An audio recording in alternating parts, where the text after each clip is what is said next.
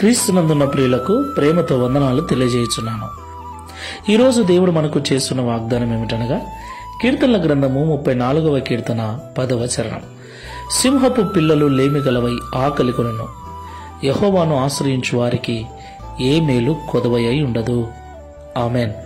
నా ప్రియమైన సహోదరి సహోదరులారా, అడవికంతటికి రాజైనటువంటి సింహము అది తలుచుకుంటే ఎంతటి పెద్ద జంతువునైనా చంపి తినగలదు. మరి అలాంటి మృగరాజు అయినటువంటి సింహపు పిల్లలు ఆకలిగా ఉంటాయా? ఒకవేళ అనుకోని రీతిగా సింహమునకు ఆహారము దొరకక సింహపు పిల్లలు ఆకలి కొంటాయేమో కానీ యెహోవాను ఆశ్రయించిన వారికి ఏమీ తక్కువ చేయనని దేవుడు మాట్లాడుతున్నాడు. ఈ మాటలు వింటున్న ప్రియ సహోదరి సహోదరుడా, యేసుక్రీస్తు ప్రభుల వారిని మనం నమ్ముకున్నాం కదా, యేసుక్రీస్తు ప్రభుల వారి మార్గంలో నడుస్తున్నాం కదా.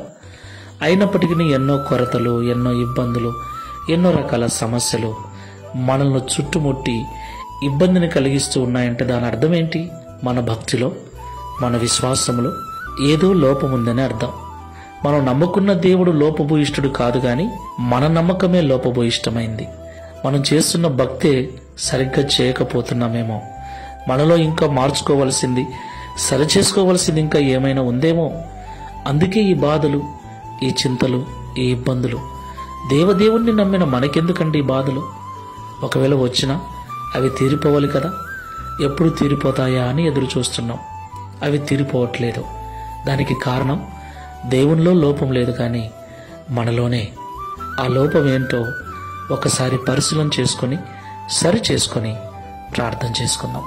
సర్వోన్నతుడా, సర్వశక్తిమంతుడా, పరిశుద్ధుడా, మీకు స్తోత్రాలు. సింహపు పిల్లలు లేమిగలవై ఆకలి కొనును, కానీ యెహోవాను ఆశ్రయించిన వారికి ఏ మేలు కొదవై ఉండదని ఈ ఉదయకాల సమయం మాతో మాట్లాడినందుకు స్తోత్రాలు. ప్రియ తండ్రి, నువ్వు సర్వశక్తి గల దేవుడవు నాయన. నిజంగా నిన్ను ఆశ్రయించిన బిడ్డలకు ఏ కొదవ ఉండకూడదు.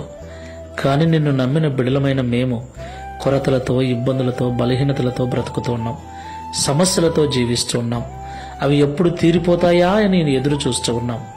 వీటికి అంతటికీ కారణం మీరు కాదు కానీ మేమే. మా భక్తిలో లోపం, మా విశ్వాసంలో లోపం, మా నమ్మకంలో లోపం, మా ప్రార్థన జీవితంలోనే లోపం ఏదో ఉంది.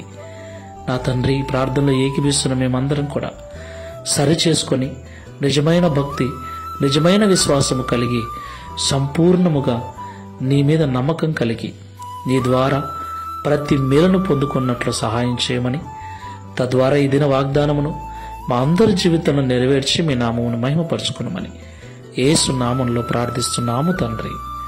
Amen. Praise the lord. God bless you.